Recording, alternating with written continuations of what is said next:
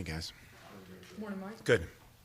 Mike, you mentioned yesterday needing to do a better job yourself in helping this team handle success. Now with 2 straight wins, how do you try to go about that, keeping them focused and, no talk of trying to, deserving respect at this point? Well, I think that it's easy. It should be easy for me to be able to point out everything that Indy does well. They're doing a lot of things really well. So for me to try to stand up here and make something up, I won't have to do that. They've won 3 games in a row, averaging 29 points a game, having a lot of sack in 3 games. You got 2 running backs that average 5.3 yards a carry or better. The punter's number 1 in the AFC in net punting. 52% on 3rd down. We have a young, fast, aggressive defense. So it won't be hard for me to look for clips of Indianapolis playing good football. Did this team learn its lesson after starting 3-1 and then going on the 3-game skid? I don't know if we can figure that out, but I think that we're trying to prepare. We came in and got started early in the week last week, right as soon as we could on Wednesday, and worked our way throughout the week. And again, I felt like we were preparing well at the end of the week. I felt like our best practices were at the end of the week last week. Marcus has not been picked off the last 2 games, only had 1 pick in the last 4 weeks. You attribute that more to the offense coming together and him making better decisions in it, or is it attributed more to the fact that his arm is fully healed now? Well, I think it's a lot of things. I think the protection's probably been better. I think the routes have probably been better. I think his understanding of the offense and what he's seeing defensively is better. And, I guess probably some of his health. And, the ball security is always going to be, a huge focal point for us and a huge key every week. When we can take care of the football, we have the ability to do some good things. You talk a lot about players kind of earning opportunities by performing well. Did Derrick Henry maybe earn he was, Derrick was, one of our players of note on offense, and him and Jonnu are 2 guys that, we felt like, really played well and have continued to improve the last couple weeks. I feel like that he seemed to kind of excel in that role towards the end, especially when maybe the defense is a little bit tired. He kind of comes in as the hammer there. Is that he seemed to excel in that role? Yeah, he did a good job, throughout the game. He came in there and got him in there, early in the first couple of drives and had some good runs. And then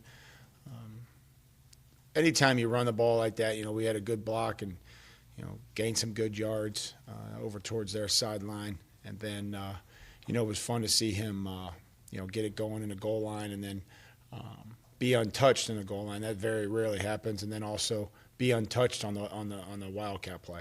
Who are your players of note on defense? Well, I think that when you look at our veteran guys, the leadership that they've been able to provide throughout the season, and especially their performance yesterday, I felt like Jarrell and Rack and Logan Ryan all played very solid games and very good games and really stuck to the plan that we had talked about all week. And anytime you get veteran buy-in,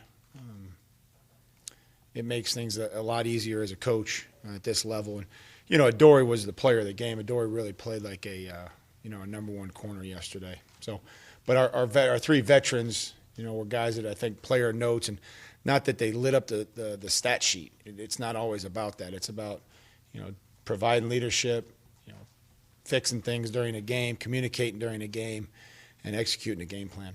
We've got to see Adoree kind of travel with Josh Gordon. What has he done this year to earn the right to be able to draw that type of assignment? Well, I think we thought it was a good matchup like we do every week. We'll look at different things and feel like who matches up best with which player, whether that be in a pass rush game, a run game, or in a coverage game. And so we felt like, give a lot of credit to Kerry and Dean for doing that and making sure that happened. What did you think about Adoree when you first got here, and what have you kind of seen from him as he has kind of improved his game? Well, I think he's a dynamic player that can play multiple coverages, multiple techniques. He's helped us in the punt return game. Had 3 punt returns yesterday for I think around a 14-yard average. So he's helped us there, and I think he's a good tackler. I think he's a lot tougher than what maybe people think. I think he plays through pain and discomfort to make sure that he's available throughout the week and on Sundays. How's Flu L? I know there's concern anytime a guy goes down. when there's no Untouched, contact. yeah. If Flu's going to be out, it's not an ACL, but he'll be out this week, and then we'll continue to monitor where he's at, kind of going forward. What was sort of just the impetus of getting him those carries there? He hadn't had a whole lot before that.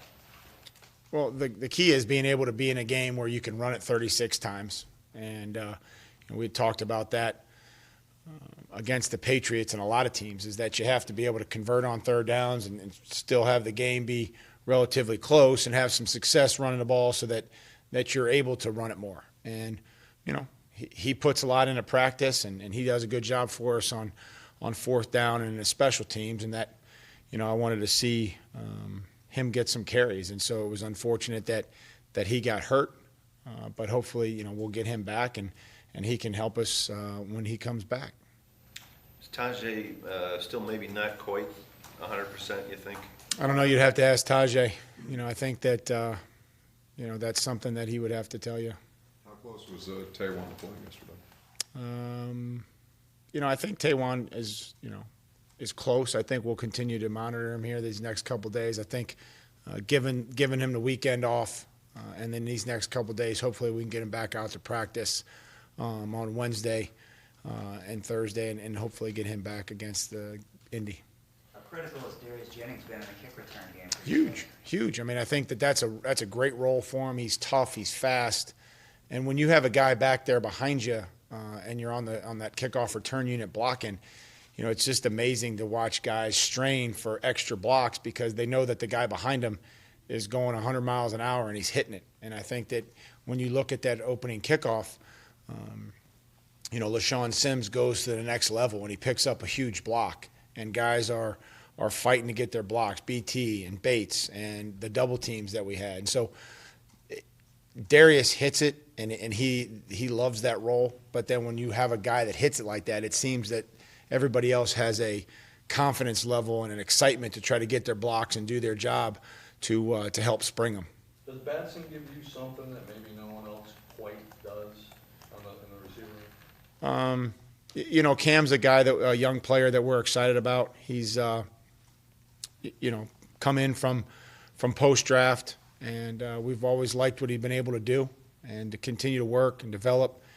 The quarterback has confidence in him, and he's made some good plays for us the last couple of weeks, and usually when that happens, you get more opportunities. You often talk about complementary football, and it's really hard to choose just one guy, player or coach, that had an awesome game yesterday. How good was it for you to see, kind of as a head coach, for it all to finally come together? I think that's what we try to preach throughout the week, and I think to your point, you look at 6:27 left in the second quarter. We punt the ball down there. The defense, we punt it, and we get it at the 9-yard line, and the defense goes 3 and out. Punt return unit goes out there. Dory gets a good return. Everybody blocks their guy. They have a penalty. We start with the ball on the 37. We overcome a 3rd and 14. We tried to make it as hard as we possibly could. Then we convert a 3rd and 2. We go out there, get it on the goal line. And just to the coach's credit, Arthur Smith and Keith Carter, Mike Sullivan, these guys are all telling the players as they're going out on the goal line, hey, alert for the shift. Like, they knew they were dialed in. They knew that they were going to shift to try to get us to jump off sides. That's something historically they'd always done. Players are well prepared. They didn't move an inch, and we run it in. And so that's the stuff I told our coaches. Like, guys, our players are ready. They understand, exactly what they're going to do, and we executed. So then now the Patriots have 1:09 where they usually feast, where Tom usually is picking his teeth with defenses at the end of the second half. They're getting the ball to start the end of the second quarter. They're starting with the ball in the second half, and we go out and we execute our situation perfectly. We don't let them get the ball out of bounds and clock it, and then we get after them on the Hail Mary. So that was all great to see from 6 minutes on in the end of the second quarter. What's been the key for this team in cutting down on penalties? I know everybody preaches that, but a lot of times penalties seem to happen throughout the course of the game. But you guys, the last few weeks, have had a minimum number, it seems like. Well, I think that they understand what the rules are. I think that they are trying to do things the way that the NFL and Al and his staff of officials are looking at the game and things that they're looking for, the points of emphasis. And we try to do the best job that we can of educating our players from the time the off-season starts to the off-season program, with having officials come in here as many times as they're willing to come visit in the off-season, in the OTAs, and training camp. And then every officials video we try to show our players. Like when Al sends an officials video, I try to show it to our team and explain, like, this is what the head of officials is showing the officials. So we might want to appreciate the video and see what they're talking about in the video, and try to do business as business is being done. Can you also adjust, because, certain crews may call holding a lot, certain crews may call pass interference a lot. Do you try to educate the players and have them adjust week to week depending on the officiating crew? Well, we don't have them adjust week to week. We do explain which officials are calling the game, and we try to come out and see how the game's going, and we try to play accordingly. And we have done a good job so far with penalties, and I appreciate that the players have tried to do a good job. Malcolm didn't get a lot of action on his side. Is that because he did a good job and kept that area locked down, or just one of those days where they went a different place? Malcolm had a much better day. He took care of his technique, took care of his assignments, understood the defense and how he fit in it. Again, it wasn't perfect, but it was a good step for him and for our defense on Sunday. Any sense as to whether you're seeing improvement in Conklin going forward here? Well, Jack, from everything that I've heard and seen, I think that he's on track. He's still not cleared. You can't get cleared until you practice, and so he was able to work out over the weekend and do some things, and he's feeling better. And we treat those anybody in the protocol very seriously. We want to make sure that everything is taken care of and that the player is comfortable and that and he's ready to return. So as he works his way through the protocol, we'll try to keep you updated. But he can't do anything until he practices, and that may happen on Wednesday or Thursday. I guess Derek showing some improvement too. Morgan, have you seen gradual improvement? I would say that he was close to coming, and that was my decision. On him not playing, he probably was close. We look to get him back this week, and we'll see where he's at when we get back on the practice field. Like you talked about momentum yesterday, so the idea that momentum is each week's prep and all that. Do you think, though, that there's any momentum in terms of confidence or grasp of this offensive system with this on that side of the ball? Well, I think that there can be confidence. I think that there's confidence, but I don't think that what happened last week will have any bearing on what happens this week. But I think that you can certainly have a comfort level and a confidence to be able to execute things. And my point in saying that was I think it's so critical that you start each week over and that you build and you study your opponent and you prepare. And what may look cloudy at the beginning of the week isn't cloudy on Saturday and obviously Sunday when the game starts. I think that when our players come in on Wednesday, as coaches, we have a very good idea. We've watched a lot of film and we've studied, and so when I'm firing questions at them, I know that they necessarily don't know the answer to it, and they say that's okay. But by Saturday, when you get asked the same question, you'll have a great idea of what they're doing and what the answer should be. And so you're just trying to build. And so, but you can have confidence in schemes and the guys you're playing with, and I think that that's great. But you have to go out and do it and prove it every week. Are you seeing that, though? You think Yeah, absolutely. I mean, I think that in our last, you look at whatever we've done defensively, 2 shutouts in 2 halves, in both second halves in the last 2 games. Doing a great job, obviously, in the red zone. Offensively, I think we are, 5 of 6 and 4 of 5. So what is that? 9 of 11, I think, in our last 11 trips in the red zone. We've done a great job down there the last 2 weeks, and I think that hopefully can continue to develop into something that's a strength for us. When we get the ball in the red zone, we're scoring touchdowns and not kicking field goals. Those second half shutouts that you mentioned, are those more to kind of putting out fires, adjustments, and those kind of things?